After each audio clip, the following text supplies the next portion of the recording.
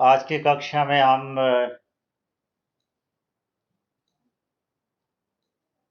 ANOVA के बारे में चर्चा करेंगे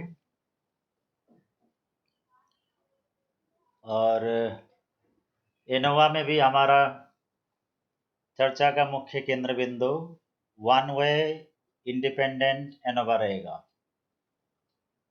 तो मैं आगे बढ़ता हूँ, स्लाइड शेयर करता हूँ।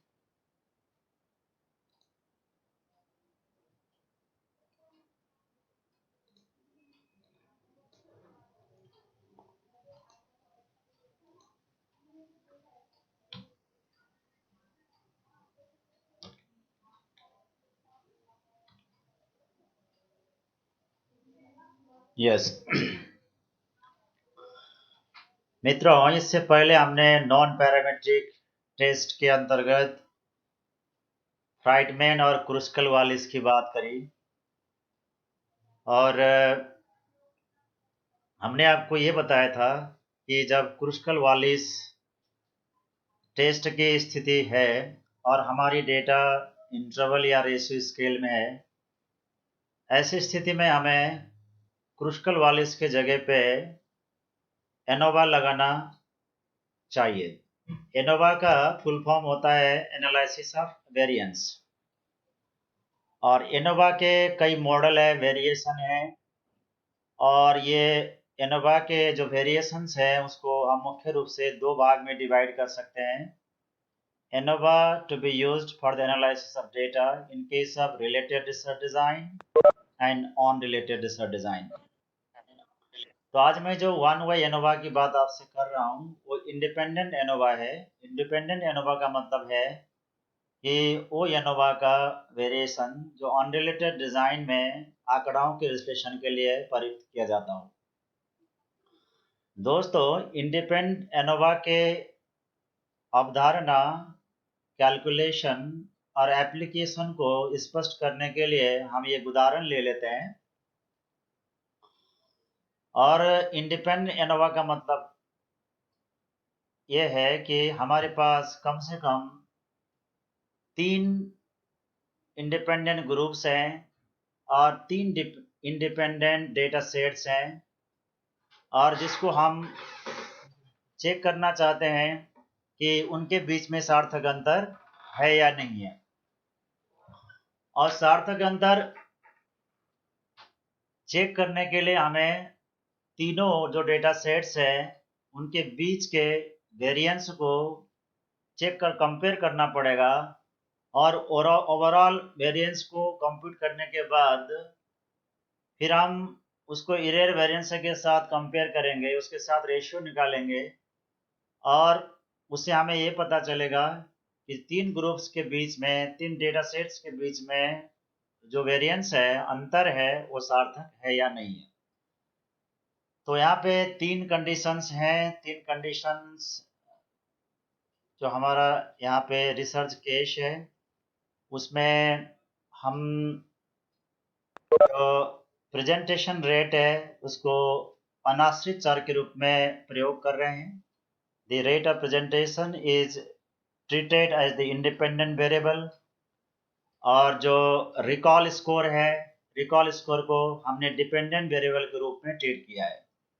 यानी प्रस्तुति की जो दर है वो अनाश्रित चर है और याददाश्त क्षमता है वो आश्रित चर है। तो हमने प्रेजेंटेशन रेट को 3 भाग में डिवाइड कर दिया है, slow presentation rate, medium presentation rate and fast presentation rate. यानी प्रेजेंटेशन रेट के 3 कंडीशंस हैं, स्लो, मीडियम, फास्ट। हम इसको एनोवा में ट्रीटमेंट कंडीशंस बोलते हैं। अगर एक ही अनाश्रित चर है उसके आप अलग अलग लेवल बनाते हो तो उसको हम ट्रीटमेंट कंडीशंस कहते हैं।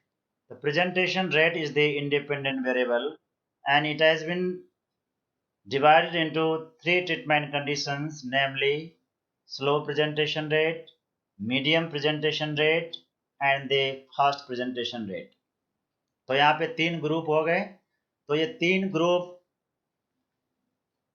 में हमने 3 अलग अलग सैंपल्स को समावेश किया है और फिर हमने उस पार्टिसिपेंट्स को अलग अलग प्रेजेंटेशन की जो रेट है पहले उसके हिसाब से प्रेजेंट किया है, और प्रेजेंट करने के बाद उन्होंने जो देखा प्रस्तुति में उसको याद करने की क्षमता उनकी कैसे रही उसका मापन किया है। यानी स्लो के लिए अलग सैंपल है, मीडियम के लिए अलग है और फास्ट के लिए अलग है। तो जो रिकॉल स्कोर है, रिकॉल स्कोर को इस तरह से टेबुलेट किया है। और इंसिडेंटली यहाँ पे तीनों ग्रुप में सहभागियों की संख्या 6 है। इसमें भी नंबर ऑफ पार्टिसिपेंट 6 है, इसमें भी 6 है, इसमें भी 6 है। और ये इंडिपेंडेंट एनोवा का केस है, तो ज़रूरी नहीं है कि हमेशा सभी ग्रुप में सहभागियों की संख्या बराबर हो भी सकती है, नहीं भी हो सकती है। जहाँ पे रिपीटेड मेजर होगा वहाँ पे सभी कंडीशंस में सहभागियों की संख्या बराबर होगी। लेकिन अगर एनोवा इंडिपेंडेंट होगा और सभी कंडीशन में, जैसे अभी हम बात कर रहे हैं, ऐसी स्थिति में पार्टिसिपेंट्स की संख्या अलग अलग ट्रीटमेंट ग्रुप्स के लिए, अलग अलग कंडीशन के लिए बराबर हो सकती है। तो यहाँ पे 6 हैं। हमने यहाँ पे टोटल निकाला है इस कोर्स के। तो ये कंडीशन 1 के लिए 43 आ रहा है, कंडीशन 2 के लिए 37 है, ये 24 है। That is sigma x1, that is sigma x2 and this is sigma x3। अब मीन इसको आप 6 से डिवाइड कर दीजिए तो ये कंडीशन 1 का मीन हो जाएगा, अर्थमेटिक मीन। इसी तरह से 37 को आप 6 से डिवाइड कर देंगे तो ये कंडीशन 2 का अर्थमेटिक मीन हो जाएगा। और यहाँ पे 24 को आप 6 से डिवाइड कर देंगे तो ये कंडीशन 3 का मीन हो जाएगा। तो this is the summation for condition 1, condition 2 and condition 3, and these are the associated means for these three conditions of scores measured for slow presentation rate, that is condition 1, medium presentation rate, that is condition 2, and fast presentation rate, that is condition 3।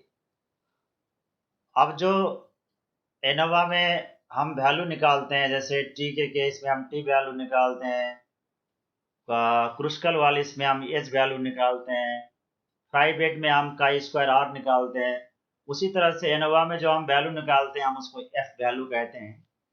F fishers के नाम से drive हुआ है, जो एक noted mathematician statistician Fisher हुए हैं, उनको क्रेडिट देते हुए एनोवा में जो हम स्टैटिस्टिकल मेजर कंप्यूट करते हैं हम एफ से संकेत करते हैं। यानी the F is credited to the Fisher who was the noted statistician, mathematician, and could derive the concept of analysis of variance। दोस्तों, मैंने आपको इससे पहले क्लास में वेरिएंस के टाइप्स के बारे में आपको समझाया था। वेरिएंस वैसे तो कई प्रकार के होते हैं। हम इंडिपेंडेंट वन वे एनोवा की बात कर रहे हैं, तो यहाँ पे वेरिएंस 3 तरह के होते हैं: predicted variance, error variance and total variance. Predicted variance का मतलब जो हमने इनपुट दिया है उसके कारण से जो चेंज आता है, दैट इज प्रिडिक्टेड वेरिएंस। इसी को हम एक्सपेरिमेंटल वेरिएंस भी कहते हैं, सिस्टमेटिक वेरिएंस भी कहते हैं। और इसके अतिरिक्त जो चांस फैक्टर्स हैं, अनकंट्रोल फैक्टर्स हैं, कंफाउंडिंग फैक्टर्स हैं, उनकी वजह से जो आश्रित चर में वेरिएशन आता है उसको हम एरर वेरिएंस कहते हैं।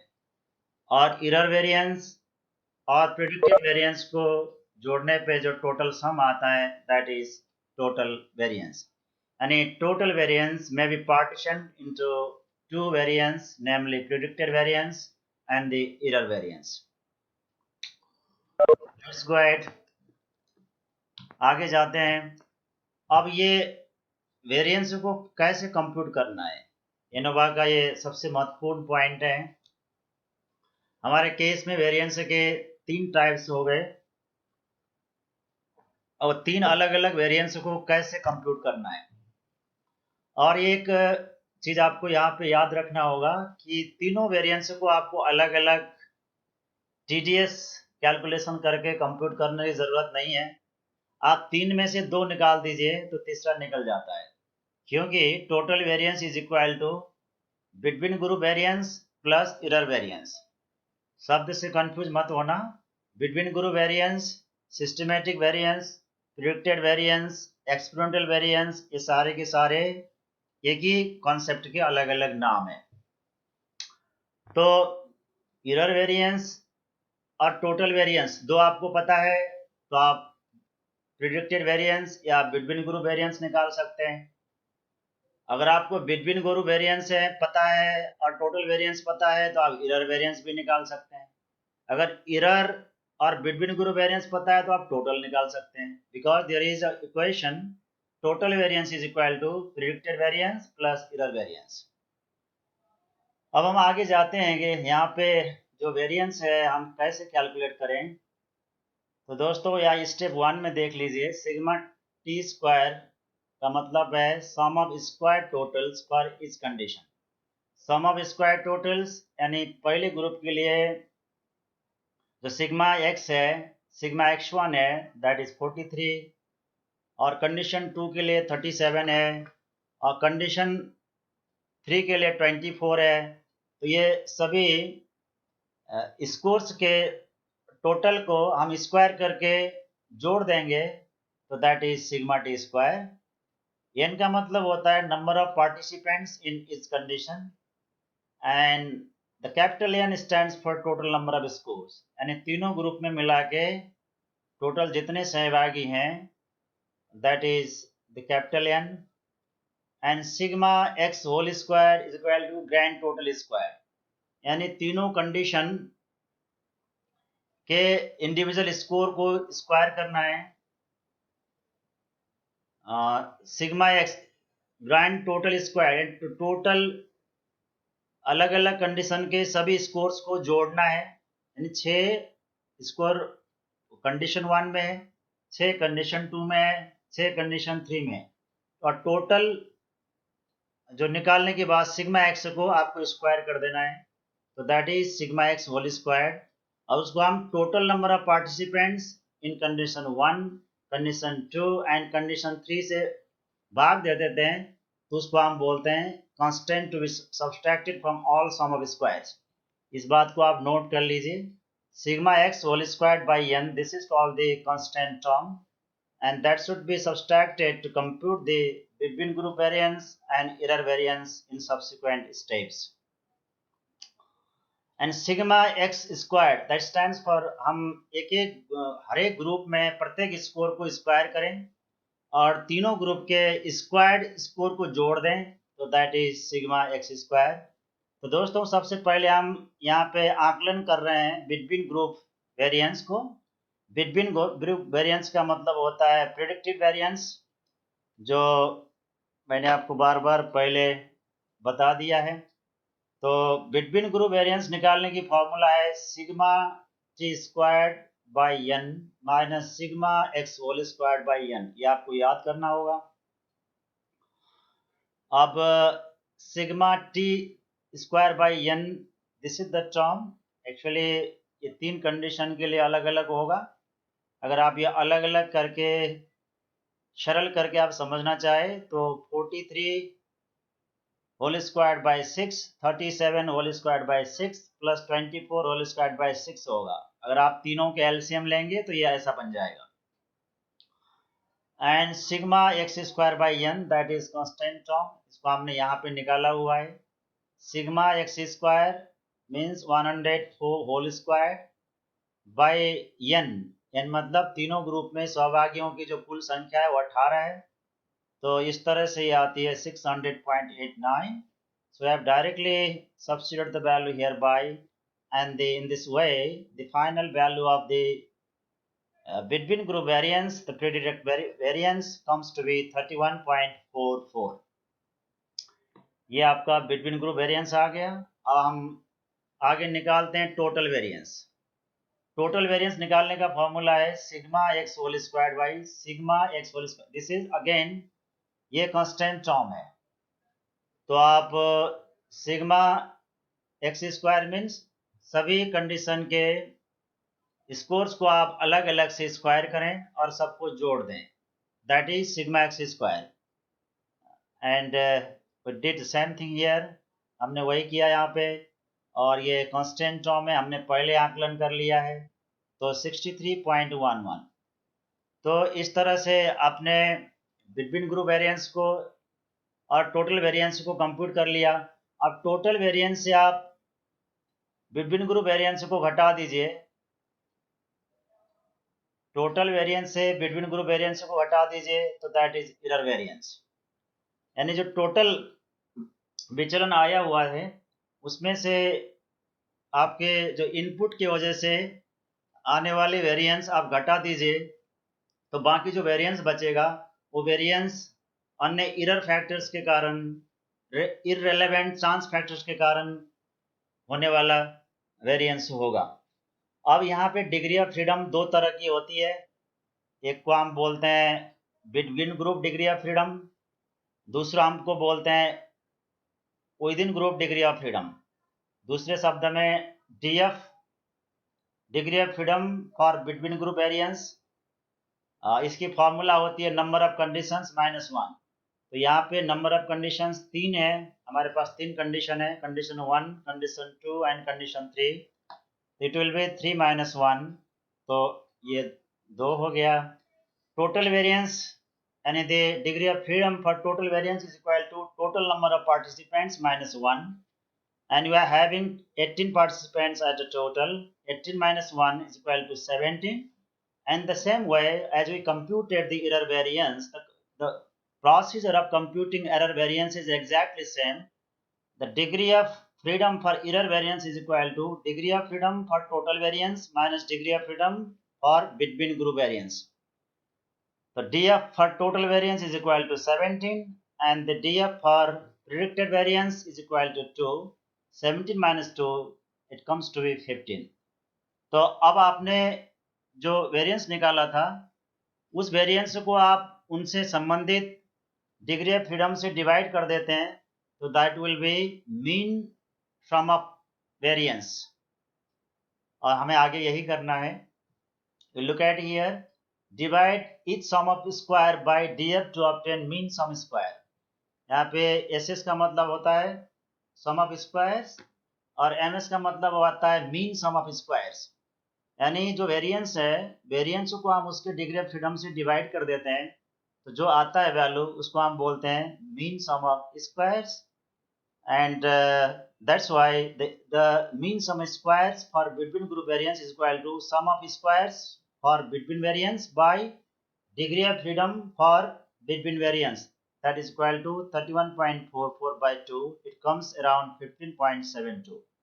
in the same way यहाँ इसी तरह से mean sum of square for error variance is equal to sum of squares for errors divided by degree of freedom for error variance is equal to 31.67 by 15 is equal to 2.11।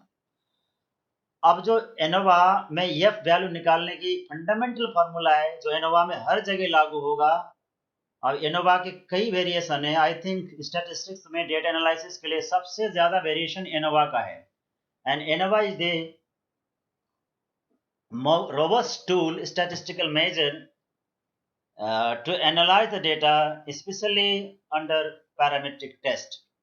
तो ये formula आपको याद रखनी चाहिए, copy में अभी आप note कर लीजिए। ये value ms between is equal to होता है बिटवीन बाय एरर वेरिएंस, यानी mean sum of squares for between group variance divided by mean sum of squares for error variance, and this is the fundamental formula to compute the f value everywhere। और case के हिसाब से, design के हिसाब से जो variance के source और वेरिएंस निकालने के तरीके बदल जाते हैं, लेकिन ये ओरिजिनल फार्मूला हमेशा सेम रहता है। तो जब हम एफ वैल्यू निकालते हैं और एफ वैल्यू जो हमारी टेबल के वैल्यू से हम कंपेयर करते हैं, यानी टेबल के क्रिटिकल वैल्यू से हमें कंपेयर करना होता है, तो हमेशा हम टेबल में 2 डिग्री ऑफ फ्रीडम को लेके क्रिटिकल वैल्यू देखते हैं। एक degree of freedom between group variance के लिए होगा, तो जो यहाँ पे 2 है, और एक एरर वेरिएंस के लिए होगा, और जो यहाँ पर 15 है। तो यहाँ पे F215 means these are the degree of freedoms for between group variance and error variance is equal to ms between by ms error, and we have already computed the value of ms between and ms error. Let us substitute them here.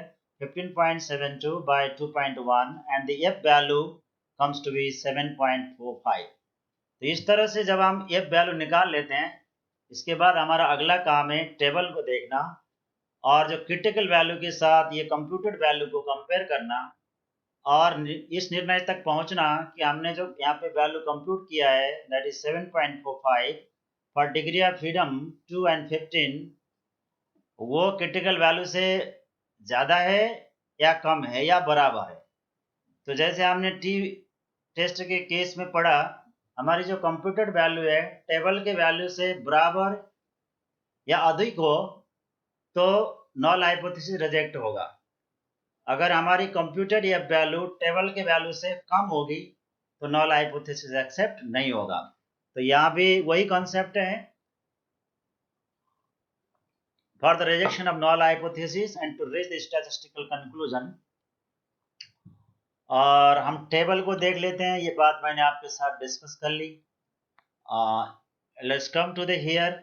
और ANOVA की जो table बनती है, जब आप finally data analysis करके अपने result को टेबुलेट करते हैं तो टेबुलेशन का ये तरीका है, और ये टेबुलेशन का तरीका एपीए के साथ कंसिस्टेंट है। अपने रिसर्च मेथोडोलॉजी में पढ़ा होगा, मेरी क्लास को पहले अटेंड किया होगा तो आपको याद होगा जो रिसर्च में साइटेशन, रेफरेंसिंग, फॉर्मेटिंग, राइटिंग के स्टाइल्स होते हैं उसके कुछ स्टैंडर्ड तरीके हैं। उसमें से एक है द अमेरिकन साइकोलॉजिकल एसोसिएशन ने जो एक मैनुअल पब्लिश किया है, हम उसको बोलते हैं the publication manual of American psychological association. इसी तरह से अमेरिकन मेडिकल एसोसिएशन का है जिसको हम बोलते हैं द मैनुअल ऑफ स्टाइल, ये में 10th एडिशन चल रहा है। वैसे अभी एपीए का 5th आ गया है, नहीं एपीए का एपी अभी 7th आ गया है, इससे पहले 6th चल रहा था, अब 7th आ गया है।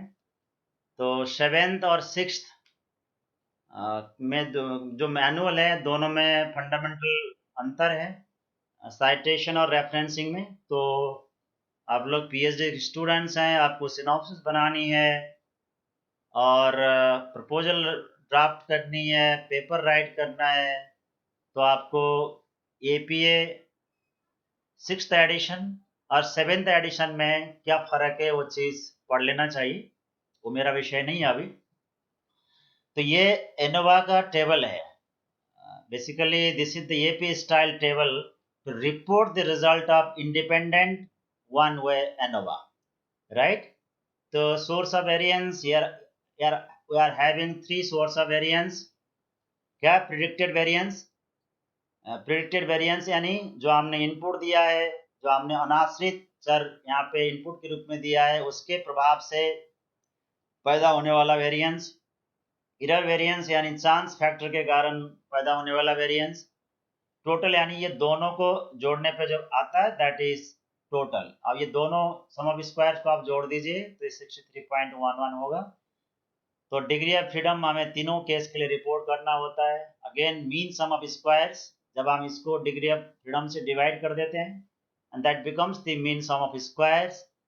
और जब mean sum of squares between और एरर के बीच में हम रेशियो निकालते हैं that is F value and that comes to be 7.45 in our case. अब इसके लिए हमें टेबल देखना है। टेबल में हम जाते हैं और जो मैं टेबल आपको डिस्प्ले कर रहा हूँ ये 0.05 लेवल ऑफ सिग्निफिकेंस के लिए है, और एनोवा की टेबल अलग अलग लेवल ऑफ सिग्निफिकेंस के लिए अलग अलग होगी। अभी हम जो देख रहे हैं that is related to 0.05 level of significance. Okay, हमारे केस में 2 डिग्री ऑफ फ्रीडम है, एक तो बिटवीन ग्रुप कंडीशन के लिए है, दूसरा विद इन ग्रुप कंडीशन के लिए है, यानी एक प्रिडिक्टेड वेरिएंस के लिए है ये जो आपका हॉरिजॉन्टल टॉप है, इसमें आपको वो डिग्री ऑफ फ्रीडम लोकेट करना है जो प्रेजेंटेशन रेट से या प्रिडिक्टेड वेरिएंस से संबंधित है। ये आपकी जो μ2 है, जो एक्सट्रीमली लेफ्ट कॉलम है, इसमें आपको विद इन ग्रुप वेरिएंस से संबंधित डिग्री ऑफ फ्रीडम ढूंढना है।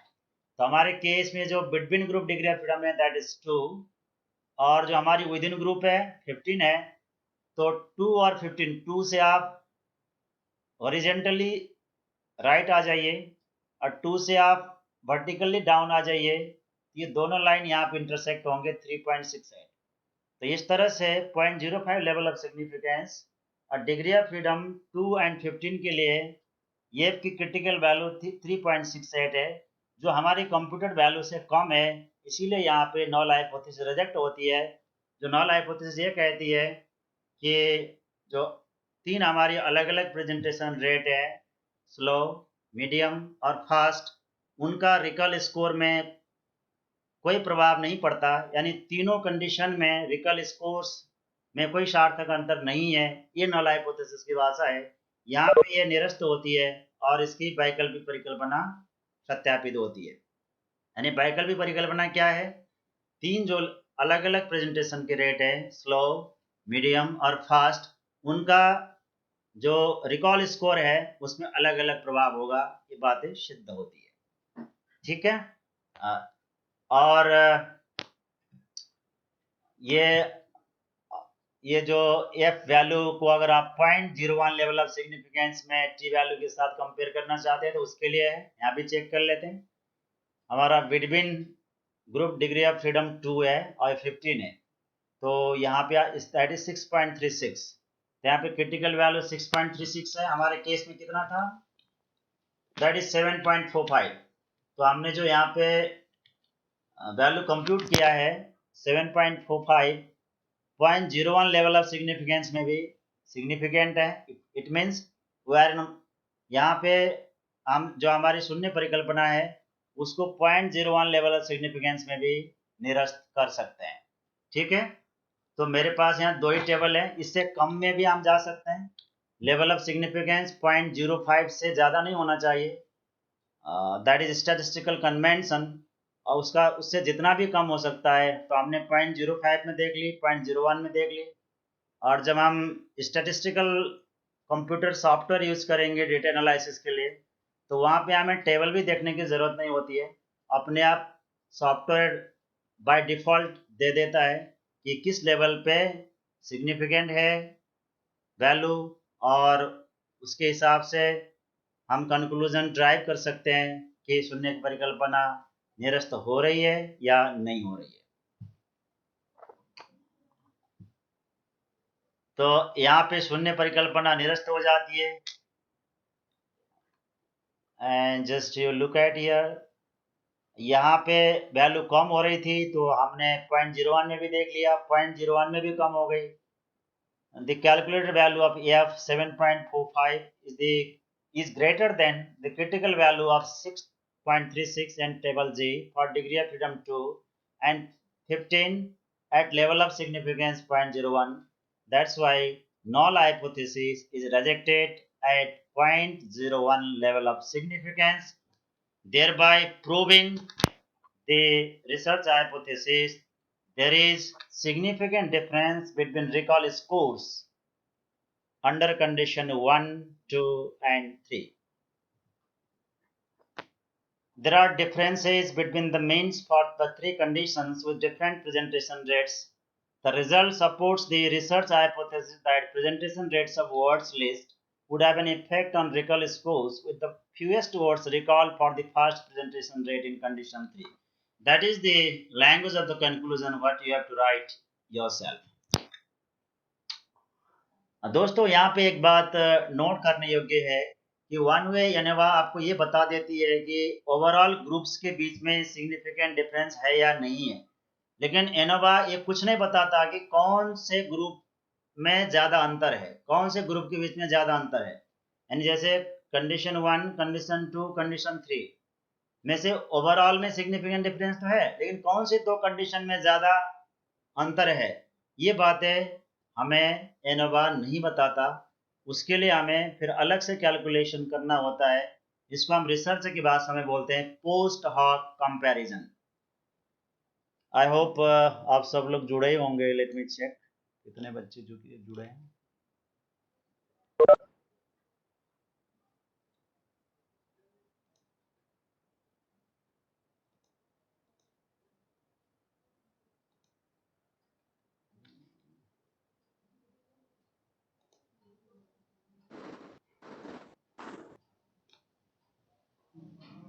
इसमें okay how to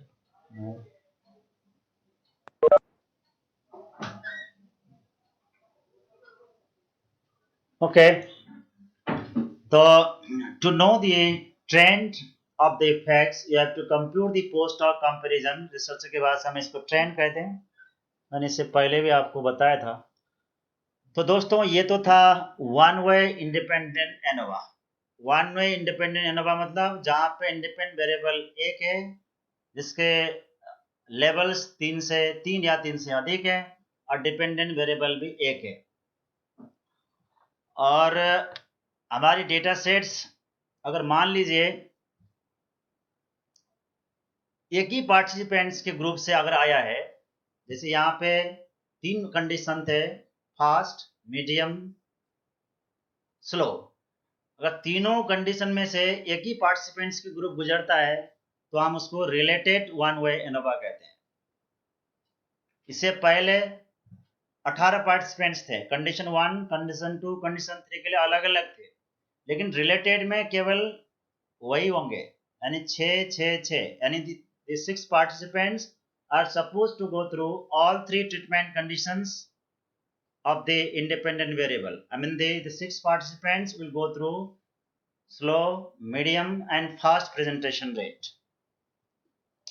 The one-way ANOVA should be used when the same participants are doing greater or equal to 3 conditions, testing one dependent variable and the data are interval. ये बात मैंने आपको बता दिया, needless to reiterate again and here. Sample data वही है जो मैंने आपको उदाहरण बता दी। The same 6 participants were presented with condition 1, condition 2 and condition 3. The recall scores for the 3 conditions are shown in the table. So here we are having 6 participants, participant number 1, 2 up to 6, और ये participants 1 का जो recall score है condition 1 के लिए यानी slow presentation rate के लिए 8 है, मीडियम के लिए 7 है, फास्ट के लिए 4 है। इसी तरह से 2 के लिए 7, 8, 5 है, 3 के लिए 9, 5। तो इस तरह से यहाँ पे तीनों कंडीशन से यही 6 सहभागियों का समूह गुजरा हुआ है। तो हमने यहाँ पे टोटल्स फॉर पार्टिसिपेंट्स निकाल ली, यानी कंडीशन 1, कंडीशन 2, कंडीशन 3 के स्कोर को जोड़ दिया, तो that will B totals for participants. और हमने कंडीशन 1, कंडीशन 2, कंडीशन 3 के लिए अलग अलग टोटल्स ऑफ स्कोर्स भी निकाल दी, दैट इज 43, 37, 24। ये ग्रांड टोटल 104 है। तीनों कंडीशन के लिए हमने मीन निकाला 7.17, 6.174। तो इस तरह से है। हम आगे बढ़ते हैं। और यहाँ पे जो हाइपोथेसिस है, हाइपोथेसिस सेम है। The prediction is that the variance between conditions will be relatively large compared with the error variance due to irrelevant variables।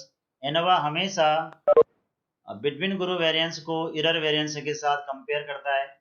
तो यहाँ पे हम मान के चल रहे हैं कि जो बिटवीन ग्रुप वेरिएंस है, जो प्रेजेंटेशन रेट इंडिपेंडेंट वेरिएबल है, उसके कारण से जो वेरिएंस आ रहा है वो वेरिएंस चांस फैक्टर से पैदा होने वाले वेरिएंस से ज़्यादा होगा।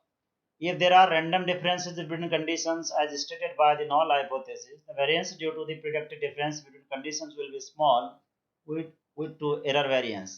That is just linguistic description. I have already discussed these points in more detail. और यहाँ पे एफ कैसे कंप्यूट करना है और थोड़ा माथापच्ची बढ़ता चला जाएगा। जो इंडिपेंडेंट डिज़ाइन है उसके तुलना में एफ के कंप्यूटेशन डिपेंडेंट डिज़ाइन में यानी रिलेटेड डिज़ाइन में थोड़ा कॉम्प्लेक्स हो जाता है। अभी तो हम वन वे एनोवा की बात कर रहे हैं, टू वे भी होती है, थ्री वे भी होती है, सभी में रिलेटेड ऑन रिलेटेड तीनों केस होते हैं। एनोवा की मिक्स्ड फॉर्म भी होती है, मिक्स्ड एनोवा भी होता है। तो अभी तो हम इसी की बात कर लेते हैं, वन वे रिलेटेड एनोवा। तो ये T square sum of square total for इस कंडीशन। तो तीनों कंडीशन के लिए जो सम का स्क्वायर है that is 43 square plus 37 square plus 24 square. तो इसी तरह से sigma T square S stands for sum of square totals for each participants. Sum of square totals for each participants, इसका मतलब यह है कि सभी कंडीशन में जो पार्टिसिपेंट्स का स्कोर है उसको हमें टोटल करना है। Let me go back. यहाँ पे हमारे पास 6 पार्टिसिपेंट्स हैं। तो पार्टिसिपेंट्स 1 के लिए सम ऑफ स्कोर्स तीनों कंडीशन के लिए 19 है, 2 के लिए 20 है, 3 के लिए 17 है, 50 और 4 के लिए 15 है, 5 के लिए 14 है, 6 के लिए 19 है। इसको हमने स्क्वायर किया है। T sigma T square is sum of square totals for each participant, and the lowercase n small n means number of participants, C means number of conditions. Number of participants obviously we are having 6, number of conditions 3, number of scores, the total number of scores is 18, 6 for each condition 1, 2 and 3, that is 18, and sigma x whole square grand total square। हम सारे sigma x को जोड़ें और उसको फिर whole square कर दें, that is 104। ये देखिए 43, 37, 24 को हमने जोड़ दिया तो grand total comes to be 104 and that is to be squared. sigma square sigma x whole squared by n, that is constant to be subtracted from all sum of squares, that is 104 whole squared by 18, ये भी आ गया। and sigma x square sum of each individual square, sum of each individual score squared, यानी अलग अलग score को हमें square करना है, सबको जोड़ना है। तो मतलब कितना हो गया, टोटल स्कोर्स हमारे पास 18 है, तो 18 अलग अलग स्कोर को हमें स्क्वायर करना है, सबको जोड़ना है। Okay, let us compute the between sum of squares।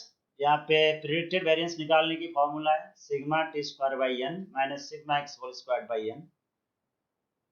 तो ये आ गई 31.44।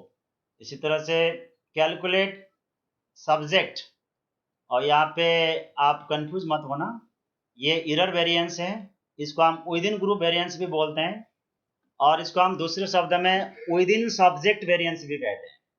नोट कर लीजिए, this is called error variance, with in subject variance और या विद इन ग्रुप वेरिएंस।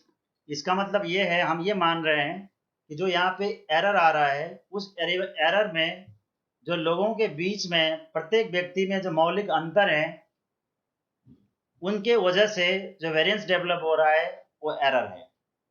इन्हें हम कितना ही एरर को कंट्रोल करने की कोशिश करें, लेकिन व्यक्ति व्यक्ति में जो अंतर होती है, बुनियादी अंतर होती है, एटीट्यूड, एप्टीट्यूड, सोच, विचार, उसको हम कभी भी नलीफाई कर नहीं सकते। तो स्टैटिस्टिक्स में उसका भी एस्टिमेशन हो जाता है एरर के रूप में। तो this is the error variance, that is sigma T square S by C minus sigma X whole square by N. And हमने ये फैक्टर को पहले निकाल लिया है और ये भी हमने जो कांस्टेंट टर्म में निकाल लिया है, इट कम्स टू बी 9.78। और टोटल के लिए क्या करना है, टोटल आप ना भी निकालो तो इससे